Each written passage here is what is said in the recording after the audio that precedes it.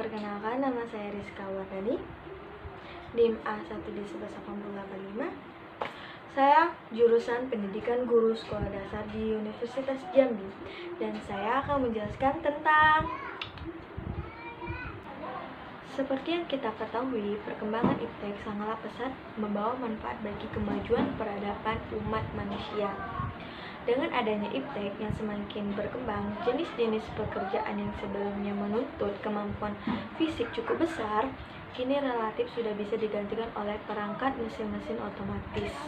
Singkatnya, kemajuan iptek yang telah kita capai sekarang benar-benar telah diakui dan dirasakan memberikan banyak kemudahan dan kenyamanan bagi kehidupan umat manusia.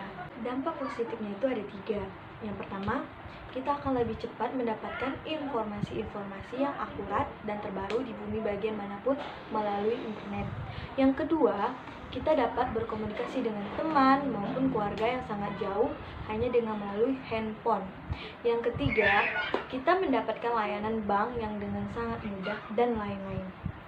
Dampak negatifnya ada 3 juga. Yang pertama, pemanfaatan jasa komunikasi oleh jaringan teroris atau kompas. Yang kedua, penggunaan informasi tertentu dan situs tertentu yang terdapat di internet yang bisa disalahgunakan pihak tertentu untuk tujuan tertentu. Yang ketiga, kerahasiaan alat tes semakin terancam melalui internet. Kita dapat memperoleh informasi tentang tes psikologi dan bahkan dapat memperoleh layanan tes psikologi secara langsung dan internet. Terus selanjutnya ada bidang ekonomi dan industri. Dampak positifnya yang pertama itu pertumbuhan ekonomi yang semakin tinggi. Yang kedua, terjadinya industrialisasi. Yang ketiga, persaingan dalam dunia kerja sehingga menuntut pekerjaan untuk selalu menambahkan skill dan pengetahuan yang dimiliki. Dampak negatifnya itu yang pertama, terjadinya pengangguran bagi tenaga kerja yang tidak mempunyai kualifikasi yang sesuai dengan yang dibutuhkan. Yang kedua, adanya aksi tipu menipu dalam proses jual beli online yang dapat merugikan beberapa pihak. Yang ketiga, dengan jaringan yang tersedia seperti yang terdapat pada beberapa situs yang menyediakan perjudian secara online, para penjudi tidak perlu pergi ke tempat khusus untuk memenuhi keinginannya. Terus selanjutnya itu ada bidang sosial dan budaya. Dampak positifnya itu yang pertama, kemajuan teknologi komunikasi yang cepat dapat mempermudah komunikasi antara manusia dari suatu tempat ke tempat yang lain. Yang kedua itu ada sosialisasi kebijakan pemerintah dapat lebih cepat disampaikan kepada masyarakat. Yang ketiga, mempermudah seseorang di suatu negara mengetahui berbagai macam budaya yang ada di belahan bumi yang lain. Dampak negatifnya itu yang pertama, mempercepat perubahan pola kehidupan bangsa. Yang kedua, seseorang yang terus-menerus bergaul dengan komputer akan cenderung menjadi seseorang yang individualis. Yang ketiga, dengan pesatnya teknologi informasi, baik internet maupun media lainnya, membuat peluang masuknya hal-hal yang berbau pornografi, pornoaksi.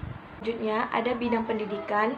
Dampak positifnya itu yang pertama, munculnya media massa, khususnya media elektronik sebagai sumber ilmu dan pusat pendidikan. Dampak dari hal ini adalah guru bukan satu-satunya sumber ilmu pengetahuan. Yang kedua, munculnya metode-metode pembelajaran yang baru yang memudahkan siswa dan guru dalam proses pembelajaran. Yang ketiga itu ada kemajuan teknologi proses pembelajaran, tidak harus mempertemukan siswa dengan guru, tetapi bisa juga menggunakan jasa pos internet dan lain-lainnya. Dampak negatifnya itu ada kerahasiaan alat tes semakin terancam, program tes integrasi seperti tes Raven, differential aptitudes tes dapat diakses selalu kompetitif.